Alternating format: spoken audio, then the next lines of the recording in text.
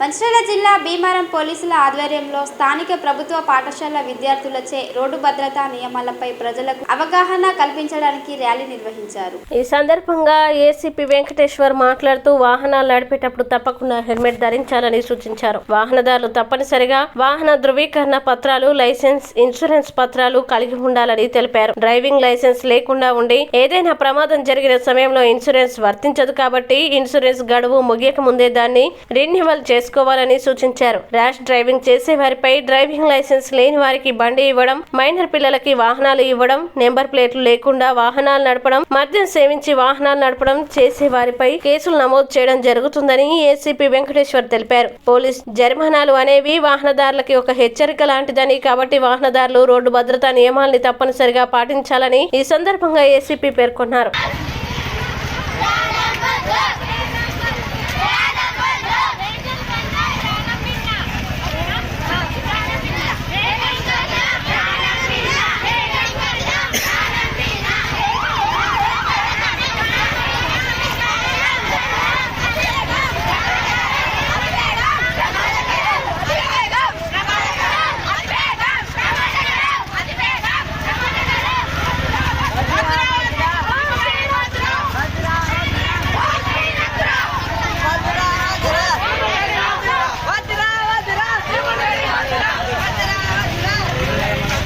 రోజు మన భీమవరం పిఎస్ లిమిట్స్లో భీమవరం ఎస్ఐ గారి ఆధ్వర్యంలో మరియు జిల్లా పరిషత్ హై స్కూల్ హెడ్ మాస్టర్ గారి ఆధ్వర్యంలో రోడ్ అవేర్నెస్ ప్రోగ్రామ్ ర్యాలీ తీయడం జరిగింది.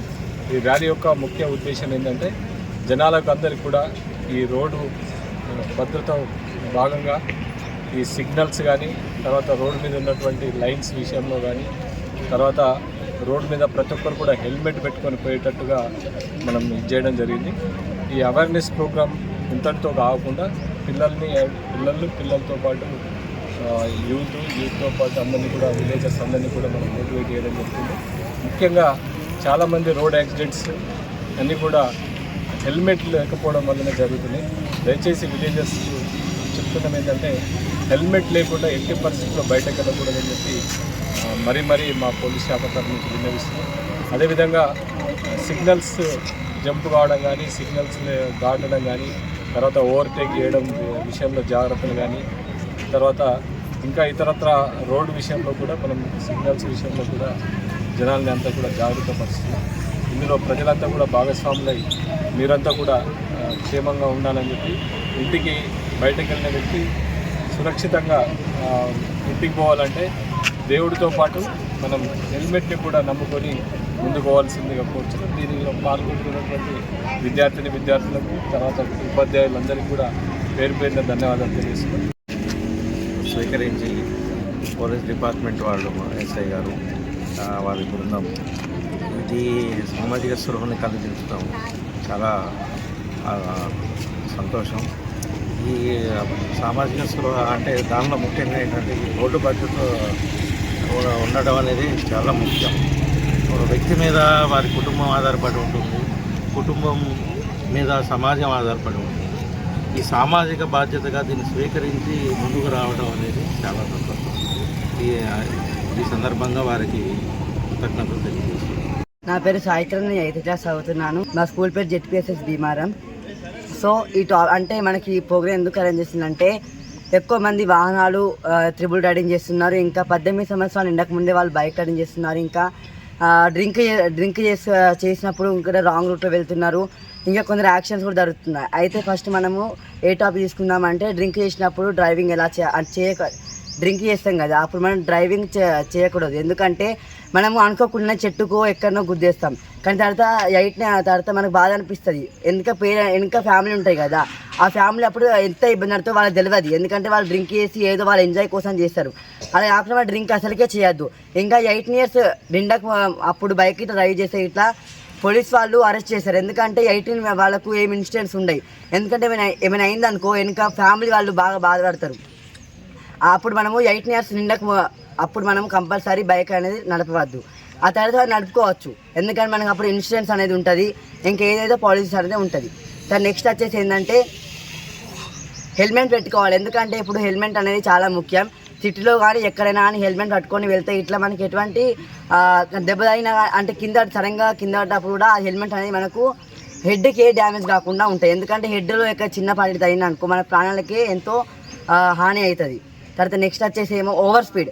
కొందరు స్టైల్ కోసం అని ఏదేదో బైక్స్తోనే ఓవర్ స్పీడ్గా రోడ్ల మీద వెళ్తారు. కొందరు అయితే కట్లు ఇచ్చుకుంటూ వెళ్తారు. కానీ అప్పుడు వాళ్ళకి తెలియదు, ఎందుకంటే వాళ్ళ ఎంజాయ్మెంట్ కోసం వాళ్ళు చేస్తారు. అప్పుడు వాళ్ళు సడన్గా ఎక్కడైనా సడన్గా వేరే వెహికల్ వచ్చి చేసిన అనుకో వాళ్ళు చనిపోతారు. స్పాట్ డెడ్ అనేది కూడా కొంచెం జరుగుతుంది. అప్పుడు వాళ్ళు తెలియదు.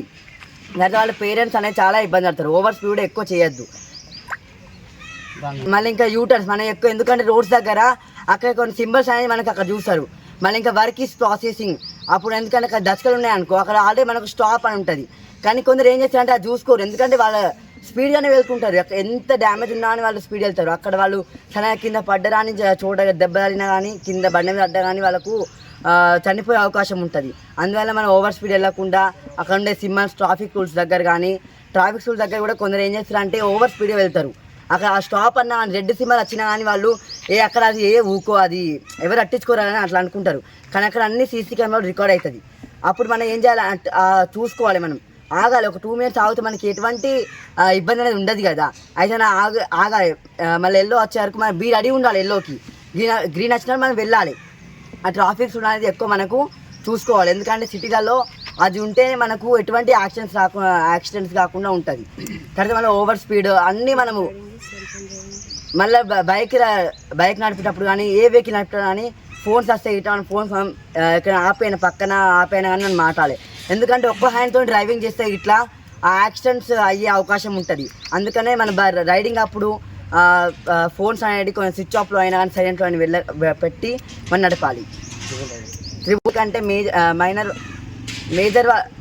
మేజర్ వాళ్ళు ఏం చేస్తారంటే ఎక్కువ ట్రిబుల్ రైడింగ్ చేస్తారు. మన చుట్టుపక్కల కూడా మన విలేజ్లలో కూడా ఎక్కువ ఏదో ఎంజాయ్మెంట్ కోసం బర్త్డేస్ కానీ మ్యారేజ్ కానీ చిన్న పిల్లలు నడుపుతారు. పేరెంట్స్ కూడా కొంచెం చెప్పాలి, ఎందుకంటే వాళ్ళకి తెలియదు కదా. ఏదో ఇక్కడ వెళ్ళరా అంటే వాళ్ళు ఊరు మొత్తం తిరిగేస్తారు. అలా కాకుండా మన పేరెంట్స్కి కూడా చెప్పి మనము ట్రిబుల్ రైడింగ్ కాకుండా చూసుకోవాలి. మనము తిరిగేటప్పుడు కానీ ఇక సింబల్స్ కానీ ట్రాఫిక్ రూల్ సింబల్స్ కానీ అన్నీ చూసుకొని మనం చూస్తే ఎటువంటి యాక్సిడెంట్స్ కాకుండా సొసైటీకి ఎటువంటి హాని కాకుండా ఉంటాం. అక్కడ సడన్గా ఇక్కడ యాక్సిడెంట్ అయింది అనుకో వెనక వాళ్ళ ఫ్యామిలీ ఉంటుంది. యాక్సిడెంట్ చనిపోయింది అనుకో పాపం వెనక వాళ్ళు ఎంత ఇబ్బంది పడతారో మనకు అది యాక్సిడెంట్ అయిన వాళ్ళ పేరెంట్స్ చూస్తే మనకు అర్థమవుతుంది. అందువల్ల మనం ఎటువంటి యాక్సిడెంట్స్ కాకుండా ఉండాలంటే హెల్మెట్ ట్రాఫిక్ రూల్స్ పాటించాలి. ట్రిబుల్ రైడింగ్ అయితే అసలుకే చేయొద్దు. ఇంకా డ్రింక్ చేసి అయితే నడపద్దు. పెద్దవాళ్ళకు కూడా చెప్పాలి, ఏంటంటే వాళ్ళు డ్రింక్ చేసి రాంగ్ రూట్లో కానీ ఇంకా పోలీస్ వాళ్ళు పక్కన కొంత దారి ఉంచి ఇక్కడ అడ్డం పెడతారు. వాళ్ళు డ్రింక్ చేసి అది గుద్దుకుంటారు. అలా చేయకుండా కానీ డ్రింక్ నడపకుండా కానీ ట్రాఫిక్ రూల్స్ అన్నీ పాటించాలని కోరుకుంటున్నాను. Thank you.